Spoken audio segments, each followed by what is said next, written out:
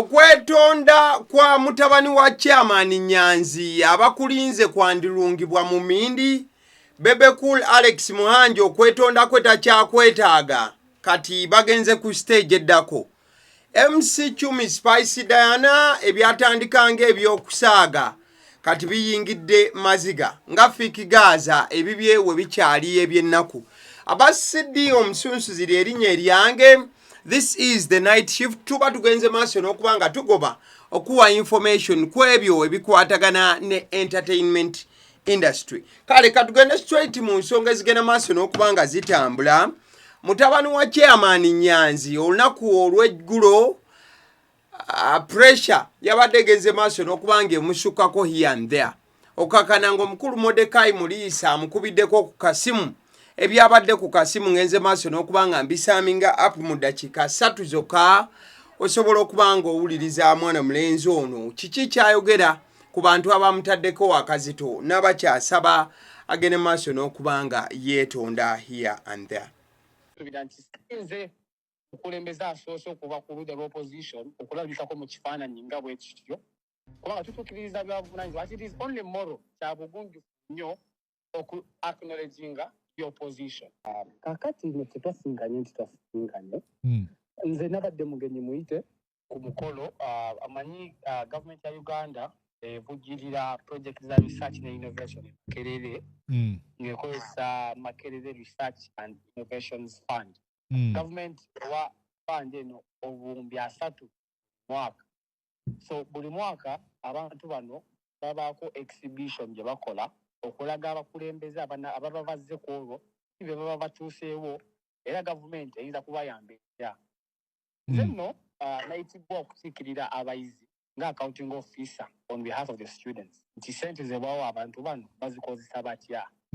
Engeri gye omukulembeze omupya ate kizze Nyanzi aliwo nabadde nina okutwala obuvunaanyizibwa. Tategedde ani agenda kudda ekyantutteyo kyabadde kyakumanya nti tugenda kukiikirira abayizi.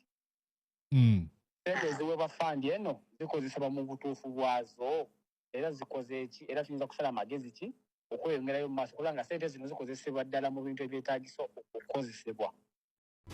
The guest of honor was both omukulembeze w'eggwanga eyazze mu buntu then ne minisita ow'ebyenjigiriza ataasobodde kujja then ndowooza n'abantu abalalala awo ababadde nga ku side ya research and innovations fund ne ku side administration then ne ku side y'abayizi. But I did not meet anyone in regards to my presence there. I didn't meet the president. I didn't meet anyone from State House. I only was there because I was supposed to be there, regardless of who was coming from anywhere else. Yes. So I didn't meet anyone prior to that event. Abantu abakulumbye ku social media olw'ekifaananyi ekyo okutambula olowooza goza bakulumbira ki? Omanyi Uncle Mordecai, people really do have sentiment. Yeah? Abantu banyiivu banyigirizibwa oba osanga balembi baba basuubira okukolebwa. Nze nno sijja kugaana nti batuufu mu ngeri yaabwe naye balina okumanya ensonga ezeetolodde ensonga lwaki nabadde awo. Saabadde awo nga striking a deal about anything. I have no deal to make. Saabadde awo nga nina ensonga entutteyo bazze Makerere nabadde nkiikirira abayizi. So omulimu gwange ng'omuntu yalondebwa abayizi mu kavuyo konna konna ke twayitamu mu kalulu kiba kya bulyaza amaanya bwe nemerera okukiikirira abayizi nsonga nga zino kubanga zino ensonga zinyigiriza bo. Abannayuganda abakimanyi tufuba nnyo okulaba nga tukola ebintu ebijja abantu okunyigirizibwa. Abayizi balina okumanya nti sente zaffe ezituweebwa gavumenti zikola ki, tuzikozesa tutya, tuzifunyemu. Abaana bangi abalina ebirowoozo ebirungi Makerere naye tebasobola kubituukiriza olwokubanga olumu sente tezituukayo. So I had to be there to represent. So n'olw'ensonga eyo Bannayuganda kye nsaba bamanye nti ng'omukulembeze yenna okola obuvunaanyizibwa bwe kikukakatako. Ate nsuubira nti nze mukulembeze asoose okuva ku ludda lw'opposition okulabikako mu kifaananyi nga bwe kityo kubanga tutuukiririza byabuvunaanyizibwa. It is only moral kya bugunjufu nnyo acknowledginga the opposition. Bigambo bya Sentamu Churchill James mutabani wa chairman Nyanzi oluvannyuma lwa taata ogenda maaso n'okubanga yeesowolayo n'agenda maaso n'okuvumirira ebikolwa ebyakoleddwa mutabani we ng'ekikolwa ekisinga okubanga kyogerwako kyekyokuba nti mwana mulenzi ono yatuula ne President Museveni bagenda maaso okubanga bamukuba ekifaananyi.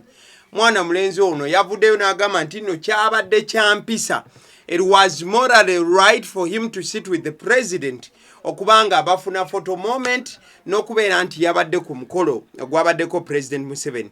Era mwana mulenzi ono mu bigambo bye yagambye nti ne bwe lunaakya nga yeetaagibwa okugenda mu State House okusinkana President Museveni naye nga nsonga zikwatagana n'ebyabayizi b'e Makerere agamba nti ekyajja kikola ng'awerekeddwako banne. Era agamba nti asaba bannayuganda bagende maaso n'okubanga bamutegeera mu mbeera emu oba endala. So abagenze maaso n'okubanga bamukomerera mwana mulenzi ono akyaganya okubanga afulumya ekigambo sorry. Era agamba nti ategeera position taata we mwasobola okubanga ali era akimanyi bulungi nti yayisibwa bubi n'ebiringa ebyo wabula agamba nti alina okutekinga duty nga ye omuntu asobole okubanga aweereza bayizi banne. Era agamba nti Makerere University ebintu ebikwatagana ne politics tebabyagalayo mu university, baagala muntu agende maaso n'okubanga aweereza abantu mu bujjuvu nga bw'alina okugenda maaso n'okuba nti yabaweereza. Nga tukyali awo mwana mulenzi ono Sentamu Churchill James agenze maaso n'okubanga alangirira olunaku olwaleero n'agamba nti olunaku olw'enkya waliwo press conference gy'agenda okubanga akola enkya y'olunaku olw'enkya saawa 3. Era ekifaananyi kyogenda maaso okubanga olaba ku screen eddakiika eno kifaananyi kya mwana mulenzi ono ng'agenda maaso okubanga alangirira nti enkya ku makya Makerere agenda kubanga ayogerako eri bannamawulire. So tulindiridde okulaba biki byagenda okubanga ayogera wabula ka video kenkuplayingire kasobola okulaga ebimu ku by'olina okusuubira mu press conference eno. Akavidiyo ako yabadde phone call eyakoleddwa mwana mulenzi Mordecai Mulisa ng'agenda maaso n'okubanga akubira mwana mulenzi ono asobole okubanga atangaaza eggwanga ku byonna ebigenze maaso n'okubanga biba. Wakati awo nga byonna bigenda maaso, Chairman Nyanzi afunye okusoomoozebwa okw'amaanyi, bangi bamulumbagana, bangi bamwogerera kino na kiri, era nga waliwo n'abatandise okubanga bamuzannyamu comedy. In fact waliwo gayo yakola video eza Dog Nation yakozeyo akatambi n'ayita Chairman Nyanzi embwa bwe yaddidde video n'amuteekamu oba n'ateekamu ekifaananyi ky'embwa n'akiyita erinnya lya Chairman Nyanzi. Katusooke tufune akatambi kano, katusooke mukuplayingira ka video kano. Tonda wange aliwo akulira kunga ya sebo Chairman Nyanzi tonda wange bwe bange byokunga bikulemye soko ddeko emabbali tuteekewo oyo asobola okunga bannansi. So bw'otunuulira ka video ako mwana mulenzi ono yakakoze ng'agenda maaso n'okubanga avumirira Chairman Nyanzi ng'amugamba nti alemereddwa era takyasobola kubanga yabakulira mu kunga mu NUP olw'ensonga nti yalekeredde oba yalese mutabani we omukulu asukise emyaka 2 n'agenda maaso n'okubanga atuula ne President w'eggwanga mu kifaananyi. Era agamba nti tebakkiriziganya naye. So Chairman Nyanzi atandise okubanga afuna criticism ejjudde internet yonna, bangi bamuvumirira bagamba nti tagwanidde kubanga abakulembera olw'ensonga yalemeredde okubanga akulembera mutabani we okusinziira kwabo abali mu kubanga bafulumiza Chairman Nyanzi obutambi. Awo tubanga tuvudde tugenda straight ewa Dr. Not Dr. Jose Cameron Katsoke wa Bebe Cool. Tugenda direct wa Bebe Cool. Omusango gwa Bebe Cool ne Alex Muhanji gutuuse we gunyumira. Onako olwaleero Bebe Cool avuddeyo nga muwanguzi mu kooti era Alex Muhanji afulumye kooti nga yeebwalabwala ne looya we. Ekivuddeyo kooti ewadde ensala eno ng'eri ku side ya Bebe Cool. Katsoke tuwulize looya wa Bebe Cool. YouTube ya Alex Muhanji okusobola okumanya sente mmeka zaafunye, okusobola okwetegereza kituufu ddala bye tuwaaba links ezo ziri ku akaunti ye kuba kooti twagiwa ekipapula ekiriko links tetusobola giwabya kuba ziyinza okuba nga za bintu birala. So ne tusaba kooti etuwa olukisa tusobole okuzekkaanya tulabe views ezazivaamu, likes ezazivaamu weewaawo ne ssente ezazivaamu tuyinza okubeera awo naye ng'omusajja tumulanga bwemage nga teyakolamu wadde n'ekikumi nga bw'atera okugamba so ng'ate etteeka liwabula terigamba nti bw'oteekayo n'ofuna ssente etteeka lyo ligamba nti bw'oteekayo awatali lukisa so tekimata nga oba ofunye ssente oba tofunye ssente. So ruling y'omulamuzi ebadde etya? Ruling y'omulamuzi ebadde in favor of us atukkiriza tugende mu maaso nga tukwatagana ne forensics department eya poliisi twekkaanye omukutu gwa Alex Muhangi tusobole okuŋŋaanya obujulizi bwaffe okusobola okweyongerayo. So exactly olunaku olwaleero lawyer wa Bebekul w'anaasula yajja okumanyaawo. He has walked out of the courtroom a very happy man oluvannyuma lw'okuba nti atuuse ku nsala gy'abadde yeetaaga. Babadde basaba kooti ebakkirize bataganjule omukutu gwa Alex Muhangi bakebere ensimbi views afuna n'ebiringa ebyo mu content wa Bebekul. Mukadde ke kamu lawyer wa Alex Muhangi eyasooka okubanga ajja ku luno talabiseeko. Ebigambo omusajja oyo yayogera bingi nnyo era baali baagala n'okuba nti bamukuba mu mbuga z'amateeka.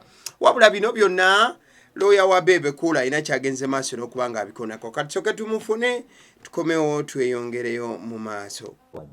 Oludda luli lwakyusizza lawyer waalwo kikkirizibwa mu mateeka kooti n'osanga kugenda mu maaso n'okyusa lawyer.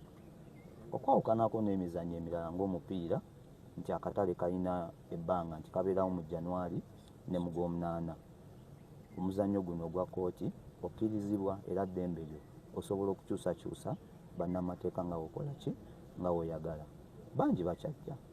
Kasoka tolanyole twasembayo ku bantu batugamba nti ojja kwogerako ne mamizu zoba ddala ebyokunywa ebyani okumugisa okunaku olwo byasasula oba tebyasasulwa ensonga kiyini sinaba kufuna budde kwogerako na mukyala Zuena abadde mu mazaalibwa abadde akola charity so tubaire tunafuna budde kukwatagana naye singa ensonga eyo ebezze ne batuwandiikira mu nkola yange eri nti ey'okuŋŋaanya obujulizi nja kusooka mwebuuzeeko. Wagamba nti omusajja oba kansole yakyogera obinaaba nga ayogera byanjwanjwa naye agenda wali Muhangi w'abadde kati bamukyusizza kitegeeza olina okumukomyawo oba onaazeewo yakyambala. Okuwabulwamu katono bwe tuba tusoma era ekituyisa aba land friends waliwo ebintu ebitufuga waliwo ethics professional conduct kati professional si kya bugunjufu nnyo okujwaginga munnamateeka munnange singa aba asobodde okurealizinga ensobi ye kansa ayinza okuba realizinga ensobi ye bw'aba nga yali agikoze era bw'aba nga akyali mutuufu obudde bukyaliwo ajja kutuwandiikira akomewo naye nga professional batukugira bwe tuba tusoma waliwo essomo lye tuyita professional conduct. Bannamateeka tulina kweyisa tutya siteekeddwa kukubagana nnyo namateeka munnange bwentyo. Client wo Musa Sali oba Bebekul yateeka Alex Muhangi mu vidiyo wiiki eyo babyogerako wayogerako ne client wo ku nsonga eyo n'akonfaminga nti yateeka Alex Muhangi mu vidiyo n'atamusasula. We nayogerako naye alina akayimba ke yanzannyira ebigambo nakwatamu nga 3 yagamba kaba kamwako mulumalireyo. That is it. Ebigambo bwe bityo bigenze maaso n'okubanga bifaanana. Bebekul olunaku olwaleero awangudde Alex Muhangi ku nsala gy'abadde yasaba ng'ayita mu munnamateeka we ey'okubakkiriza bagende maaso n'okubanga bakwata omukutu gwa Alex Muhangi bagukebere beekenneenye vidiyo ku vidiyo ne ssente ze yakola views ze yafuna n'ebiringa ebyo so Bebekul asobole okuba nti afuna obwenkanya. Alex Muhangi okwawukanako n'omulundi guli munnamateeka we yali mukambwe nnyo era ebigambo baayogera bingi wabula olunaku olwaleero omusajja wa Katonda avuddeyo mu kooti nga empotoka gy'aliko tebangawo obanga awotose ebitenkanika. So tujja kubanga tulaba how that story unfolds bwe banaamala okubanga beekenneenya na nsimbi meka ezinagambibwa Alex Muhangi osasula singa banaaba bakizudde tidala musajja wa Katonda yaddira wako wa Bebekul n'amutigonyola n'ajjamu ssente. Kale bwe tubanga tuvuddeyo eyo wabaddewo olutalo lwa MC Chumi ng'anenengana ne Spice Diana. Bangi basooka kugiyita stunt, naye kati birabika byavudde mu stunt bifuuse bya ddala. MC Chumi yavaayo n'agamba nti Spice Diana yamukaka okukola kolabo naye. Ebigambo Spice Diana bye yawulira mu kusooka ne asekaaseka n'alaga nti tebimulumye era nti tebimuyingidde. Wabula amazima gali nti Spice Diana buli kigambo MC Chumi kyabadde ayogera kibadde kimufumita paka wali mu mutima munda. Oluvannyuma lw'ekikolwa Spice Diana kyakoze ekiraze nti ebyaddala Spice abadde alumwa. Spice Diana oluyimba lwe yayimba ne MC Chumi yalusanguddeyo. Gw'okutte Gwoba remix ku ssente ze baamuteekamu n'ebisigadde Spice Diana teyabirowoozezza, wabula yeetisse busungu bw'abadde alina okuva mu bigambo ebibadde byogerebwa MC Chumi n'agamba akayimba kankasanguleyo. Bw'otunuulira screenshot gye nkuteeredde ku screen, ba Spice Gadgets bano nno be bantu oba bafaani ba Spice Diana, kye kibiina ekyo ekirimu bafaani ba Spice Diana. Bawandiikira Spice Diana nga bamusaba abayambe aleme kukkiriza jjogo lya MC Chumi. Bagamba bwe bati: Dear Her Majesty Spice Diana, we your loyal fans, Spice Gadgets, appeal to you to delete Gwokute Gwoba remix from your YouTube channel because we can't stand the kind of disrespect and the tantrums thrown at you in the name of chasing clouds. We respect any decision you make. Bamwandikira nga bamugamba nti ow'ekitiibwa Spice Diana, ffe ng'abawagizi bo ba Spice Gadgets tukusaba sangula oluyimba lwa Gwokute Gwoba okuva ku YouTube. MC Chumi akuvumye ekimala, akuweereza agagambo gamala. Wabula bamaliza bamugamba nti twewombeese kyonna ky'osalawo kye tujja ogenda nakyo. Olunaku olwaleero aba Spice Gadgets babadde mu ssanyu era bakoze posti endala nga beebaza Spice Diana olw'ekyo kye yakoze. Bagambye bwe bati: Thank you so much Spice Diana. Finally, Gwokute Gwoba remix has been deleted from our Divas YouTube channel. Bamwebaziza nti lwaddaaki oluyimba ku channel ya Spice Diana lusanguddwako. Bw'ogenda n'otunula mu channel ya Spice Diana kati kuliko video yasembayo kubanga eteekebwako ya weeks 2 emabega ey'oluyimba olumanyiddwa nga Kagobako olwa Spice Diana. Mukadde ke kamu bw'otunuulira channel eno Spice Diana kyalinga kyaleseko ekya MC Chumi ye behind the scenes ya Gwokute Gwoba eri mu ddakiika 23. Etegeeza nti eno Spice yandibanga agiresseko lwa nsonga eyinza okubanga ekyaleeta kasente oba monetization ku mukutu. Bw'ogitunuulira waliwo ne interview endala eya MC Chumi ng'ali ne Model Music ne Spice Diana. Bye bintu Spice Diana byalinga alese ku channel ye ebikwatagana ne MC Chumi.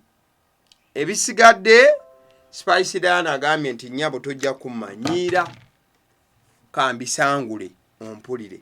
So abadde bagamba nti eno sitanti kiba kibalekawa.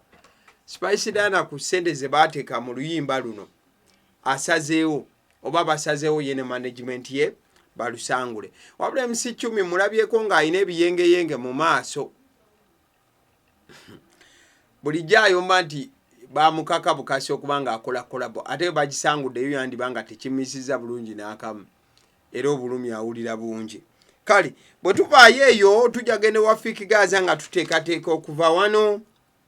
Maama we yawanjagidde Palaso, wabula ne Palaso gwe baawanjagidde. Just njagala Palaso kyandibadde kisoboka na meeting najja ne twogera naye Palaso bambi nkwegayiridde naawe oli muzadde olina abaana kati essaawa zino omusajja wa 2 week namba takola ali mukomera katoozaako ki Palaso kubuuza nga maama wo ndi muzadde kubuuza okola ki okozeewo ki bako ebyo bye mwevuma bye mulwana bagamba terizibeera awamu nga tezekubangana amayembe. Kati nze njagala mukimaliriza ekintu ekyo kigweko. Fika ave mukomera. Kati tujja tetuyambika tebigasa ebintu by'okulwanagana nga muli ba Luganda muli wawamu. Mujukire mabega. Kiri maama. Kale maama ali mu nnaku bannange ebintu si byangu n'akamu. Palaso bwe yawulidde bino nga maama abyogera, Palaso naye teyasibye zikweya. Ensonga lwaki nsazeewo njogereko nammwe leero tugonjole ku nsonga ezimu, kubanga nalabye omanyi maama sigala maama, nze kunze teri maama asobya. Maama mom is mom. Maama nze ne bwe ndaba maama wo ndaba wange, so maama sigala maama. Nalabye omukyala maama w'omuyimbi omu ng'avudde yaŋŋamba Palaso. Oh maama wange omulungi, nkwagala nnyo. Nenjagala okukubuulira maama,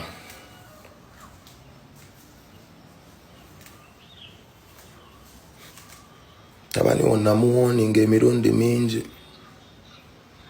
Ave mbyekyaye nze nabimujja namu, ate saalabako ku vidiyo ng'ovaayo okuŋŋamba nti Palaso weebale kuyamba mutabani wange, kuba ate munnange emikwano egimu gye namusanga nagyo nga Franka n'abalala sijja bamenya mannya. Waliwo ani sijja bamenya abaniga bambi baafa dda, bonna baafa bali mu ttaka. Waliwo ne yafudde jjo omu ku basojjazi bange, omugaaza yafudde, bamukubidde emirimu, yafudde bambi. Ne munnange nange ndi muzadde kituufu, munnange oli muzadde, saagala kuzunza. Ne bwe natunulidde ku mwana oyo alina waya mu mannyo Wakiso, ennaku n'enkwata nga simanyi kyakugamba. Kale nno munnange, maama munnange, nkwagala nnyo ate nkuwa ekitiibwa, naye munnange awo omwana we yagamba akyali mwana muto, ye muto, wabula mumukuza teyakuta bbeere, so tumwongere omukuza. Twagezaako omukuza abamu naye akaluba, bimusanyusa si byangu byakumanya. Naye munnange nga maama nsonyiwa naye njagala okukugamba nti nze Wakiso si gye mbeera, owe Wakiso mulala. Julio ye yali maneja wa mutabani wo, bwe baba bafunamu obuzibu oyo ye maneja we yasooka. Nange bwe nafuna obuzibu ne maneja wange twabwemalira babiri. So nze bwe mba nina gwe natuma oba Julio yeegasse ne munne bazanyire ku ssente oba bakoze batya, eyo simanyi. Nenze sirina nnyo ekigendererwa kye nalina kyali kimu kyakujja mwana wo ku nguudo kulekerawo okubonyaabonya abantu. Ne mugezaako kola kye nasobolera wamulaba ettutumu, naye kati munnange ekyo kikola ki? Emirimu gyange girabika giko. Olaba gwe naawe omuzadde gijjo gyakoma maama waffe n'otuweereza omwana naffe tutandikiraawo, n'abalala batandikiraawo. Mama nze omwana mulenzi Palaso agamba nti ye kye yayambako Fikigaza kyamala, talina kyagenda kuzzaako.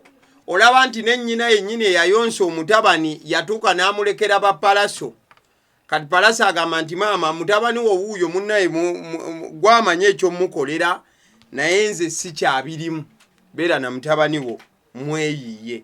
That is Palaso. Ayogedde nga maama amuwa ekitiibwa, naye mu kumuwa ekitiibwa amugaye maama sidda mu bintu byammwe, muneesonyiwa mundeke entayi. Kale that is Fikigaza for you, musajja wa Katonda ng'akyawere nemba n'emisango guno naguli. Ebintu si byangu n'akamu mu buufu ofaananako bwetyo. Kale bwe tuvaayo eyo on a sad note, omukulu Shaka Sali gwolaba ku screen ekifaananyi kyaddaaki ekiraamo kye yakola kyateereddwa mu nkola. Akabokisi koolaba aka black nga kaliko kando ebbali, kabokisi omuntu kosobola okukwata mu mukono gwo bw'oti, omwo mwe muli Shaka Sali we twogerera.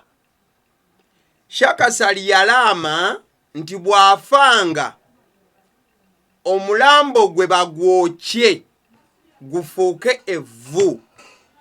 Evvu eryo likwatibwe litwalibwe mu nsi ez'enjawulo eza Africa. Ensi ez'enjawulo bagende nga batwalayo a portion of the ashes from the cremation. So bakwate evvu nti tugeze bakwate ejjiiko 2 bazitwale Uganda, ejjiiko 2 bazitwale mu Algeria, ejjiiko 2 bazitwale mu Cape Verde, ejjiiko 2 bazitwale South Africa, ejjiiko 2 bazitwale mu Egypt, ejjiiko 2 bazitwale Djibouti, ejjiiko 2 bazitwale Madagascar, ejjiiko 2 bazitwale Kenya, ejjiiko 2 Tanzania, Rwanda, Burundi, name it all. Omukulu bwatyo bwe yalaama nti ye bw'afanga bookyanga mwoke evvu lye ne bagenda nga balitwala mu nsi ez'enjawulo, so that asobole okuba nti olw'okuba nti yali musajja ayagala ennyo Africa era yakolerera ennyo Africa, agala asaasaanire Africa ne mu kufa kwe olw'ensonga nti omukwano gwe gwonna gubadde mu Africa. So bamaze okuba nga bamwokya oba nga bakola process eyo ey'okubanga yes bamwokya era evvu lye liri mu kabokisi ako koolaba akatemagana aka black oba langi ya navy blue, kyonna simanyi bya langi, osobola okumbulira langi kyentuufu eyo. It could be black oba langi eri mu line eyo. So bamutadde omwo evvu lye mwe lirinze kubanga lisaasaanyizibwa mu Africa wonna. Shaka Sali omwoyo gw'omugenzi Mukama agulamuze kisa mu bufu obwo. Kale akatambi koolaba ku screen katambi ka Honorable Balamu ng'ali ne Paul Kafeero. Akatambi kano katandise okubanga katrendinga wonna. Omanyi abantu baalabanga bulabizi video nga tebafa ku video ani oyo Kafeero gwali naye oba ani ababeeranga mu video. So akatambi ako ka Honorable kati Honorable Mulamba Saabavulu Balamu yoyo gwolaba mu video eyo. Video eyo yazzeemu okubanga etambula abaana ne bagamba Honorable nga yaliwo. Abaana balina statement gye batera okukozesa nti bannange nga bwadda ebiseera bino yali ekintu akikubira ddala era nga bwakyakikuba kati. So keka video ako bw'obanga walaba video eyo oba oluyimba olwo lwa Dipo Naziggala olina okubanga omusajja oyo wamulaba naye mwali mwenna temumanyi nti oyo yali Honorable Balamu. Kati video bamala kugikuddiza olunaku olwaleero n'ogamba yono Honorable Balamu. The night shift olunaku olwaleero bwetyo bwerabise abasseddi omusunsuzi lyerinnya amaloboozi agayiseemu. I'm very sorry. Olunaku olwaleero nfunyeemukko obuzibu ne sound system yaffe nebanga tekoze mulimu gw'olina kukola ogwa studio omutuufu mu buufu obwo. Kale mubeere bulungi, Mukama Ddunda abatukuumire, tujja kubanga tukwatagana olundi ebitatambudde bulungi mujja kutusonyiwa. Thank you so much for loving this very YouTube channel. I really appreciate you all. I don't take your love for granted. May the Almighty God bless you all. Mukama abawe omukisa. Beere bulungi. Thank you so much. Mwebale.